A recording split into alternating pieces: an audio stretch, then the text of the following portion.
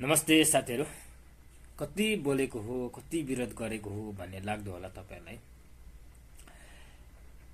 जब आफूलाई र आफ्नो परिवारलाई पर्दाखेरि सिंह जस्तै गर्दिने मान्छे हैन, रिसको झकमा साँच्चै नै भेटेको भए डल्लै निल्दुकी खालको त्यस्तो खालको हैन व्यवहार गर्नु हुने, तर देशलाई पर्दा र देशमा रहेका जनताहरूलाई पर्दाखेरि चाहिँ सातो गएको मान्छे झैं कुनामा लुकेर बस्ने यस्ता व्यक्तिवादी आफन्तवादीहरूले साँच्चै नै तपाईहरु आफै सम्झिनुहोस्। त्यस्तो व्यक्ति ठाउँमा पुगेर ल जहाँ तपाईले राख्नु खोज्दै हुन्छ त्यो ठाउँमा पुग्यो रे, यदि भोलिको दिनमा पनि यस्ता किसिमका हैन दुर्घटना नहोला भन्न सकिन। देशमा कस्ता कस्ता भए हैन, हामीले देखेर आयौं, फेरि नहोला भन्न सकिन क्या भविष्यको कुराहरू।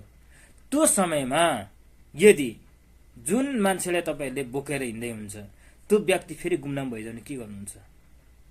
तपाईहरु त अब डुब्नु भो हैन, सोझा साझालाई डुबाउनु हुन्छ क्या तपाईहरुले। कृपया त्यसैले सोच समझ गरेर यदि परिवर्तनै चाहने हो भने पनि त्यो पात्रलाई छोडेर हैन, पुराना दललाई छोडेर अन्य नयाँलाई चुन्नुहोस्, अनि मात्रै हुन्छ परिवर्तन। एकपटक हेरौं न त, नयाँ बनाउँदा पनि अर्को राम्रो नयाँलाई हेरौं।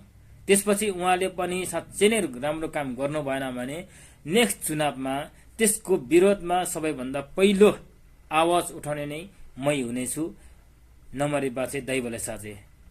कृपया झापा क्षेत्र नम्बर 5 मा यी पुराना दलका कुनै पनि हैन उम्मेदवार र यो नयाँ पार्टीका घण्टेका पार्टीका उम्मेदवारलाई कृपया आफ्नो महत्त्वपूर्ण मत दिएर विजय नगराउनुहोस्।